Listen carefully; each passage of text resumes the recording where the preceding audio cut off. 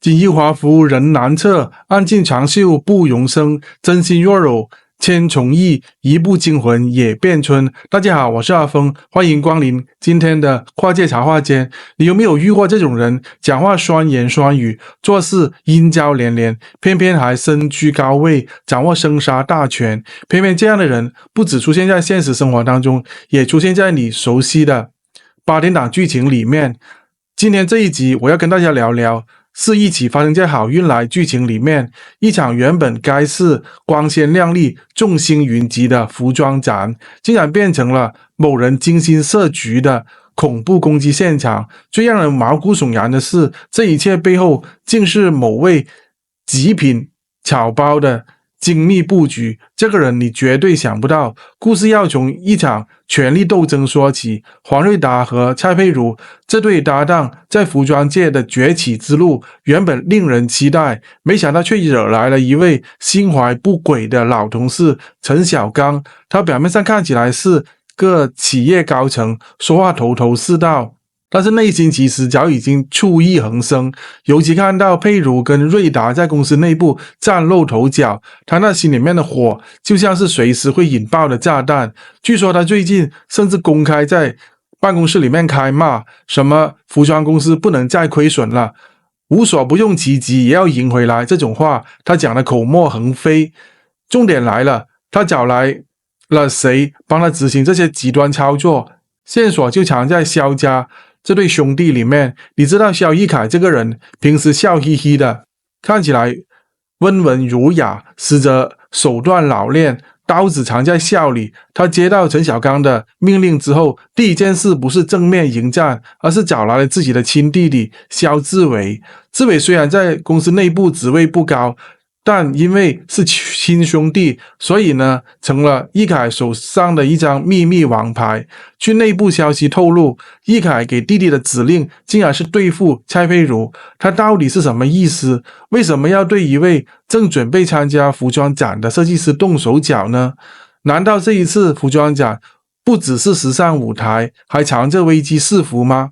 根据剧情进展，这场服装展原本是佩如精心筹备的心血之作，不仅邀来了国际买家，也有媒体大阵仗到场采访，是他职涯的一个重要里程碑。可是就在他要出发往展场的途中，却突然出事了。他感觉身体不适，头晕目眩，甚至一度晕倒在车上。送医之后，医生居然怀疑他是中毒。当时的状况十分的惊险，如果不是司机及时察觉异状，佩如恐怕已经无法站在那天的舞台。到底是谁下了毒手？真的如外界猜测，是公司内部有人在搞鬼，还是另有其人呢？这边就得提到那个总在背后操盘的男人萧逸凯。他其实早就知道佩如会在服装展大放异彩，所以想方设法要阻止他出场，但他又不能明目张胆的出手，于是就利用弟弟萧志伟动手。根据某些目击证人说，志伟那天早上曾经进入佩如的办公室，甚至还短暂接触到他的水杯。虽然没有人多想，但是现在回头看，简直处处都是破绽。更令人起疑的是，易凯在佩如倒下之后，第一时间竟然发短信给媒体说他临时不适不出席。展览延后，仿佛早就知道会发生这件事。这让人不禁联想到，不只是这场服装展，在过去的这家公司里面，类似的意外也屡屡发生。前有工龄最深的设计总监吴玉景离职，后有模特儿试穿样衣之后皮肤过敏送医。这些事故发生前几乎都有萧逸凯悄悄接触的痕迹。难道它背后真的有一套暗黑策略？与其说是职场竞争，不如说是职场谋杀。这种操作的手法让人想起全球各地商战里面那些表面光鲜实则血淋淋的例子。你如果有看美剧《继承之战》，就知道财团斗争可以有多么的可怕。在那个剧里面，兄弟姐妹间的你争我夺，连自己的老爸都可以出卖。而我们在好运来里面看到的，不就是一场华语区的商战的缩影吗？用服装当借口，打的是人心，伤的是信任。如果你对照近年来真实的社会的案例，例如某些企业高层为了争夺董事长大位，不惜爆料设局，甚至利用媒体操作舆论，这剧情突然不再只是戏剧，而是写实的发寒。讲到这里，不是要大家心里不安，而是想说，我们其实要活在一个披着职场外衣的宫斗世界里。不过话说回来，也不是所有的故事都那么的沉重。你知道佩如倒下那场戏，当时现场其实 NG 了5次，因为演员林廷玉太入戏，几次真的快昏过去，导演只好喊卡，请他先喝糖水。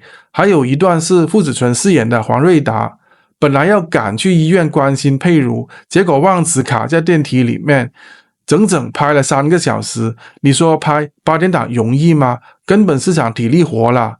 但这些看似轻松的幕后花絮，其实也藏着一个深层的信息。在戏里面，佩如虽然被暗算了，但因为他平时待人真诚，才会有那么多朋友帮助他。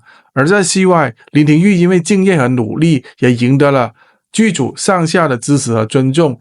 正是因为这些人性的光辉，才让这出戏有了温度和灵魂。而观众愿意跟着追剧观众也愿意跟着追剧到深夜，看到的是戏，更是对真实人生的一种投射。那么我们来总结一下真相吧。这场服装展上面的毒手确实是萧志伟动的，而他背后的指使者就是萧逸凯。这一切的主谋陈小刚则是整场斗争的源头，他为了挽回自己逐渐失势的地位，不惜利用权力煽动手下，设计毒计，把整个服装界都拖入了他的私人战争。幸好佩如在这场暗黑试炼当中撑了下来，而黄瑞达也在事后查出真相，向公司揭发了这场阴谋，让陈瑞达终于被董事会停职调查。一场看似普通的展览，竟然成为了正邪对决的舞台。所以说，人生就像一场时装秀，表面上是光鲜亮丽的走秀，背后却藏着无数看不见的踩踏和算计。但也因为如此，我们才更应该珍惜每个人愿意在背后支持你，默默的拉你一把的人。就像佩如一样，他跌倒过也站起来了，而我们每个人也都可以。4句诗为这段故事做一个总结：锦衣华服人难测，暗箭长袖不容生。真心若有千重意，一步惊魂也变春。如果你也喜欢这样深入的剧情，又能给人启发的解析，请帮助我们跨界茶话间按个赞、订阅加小铃铛。别忘了在留言区分享你对这一集的看法。你觉得这样的办公室阴谋在真实生活当中常见吗？另外也欢迎加入我们的会员频道，一起支持阿峰继续为大家带来更多精彩的内容。如果你喜欢我们的努力，也欢迎点选视频下方的感谢按钮，给我们实质的鼓励。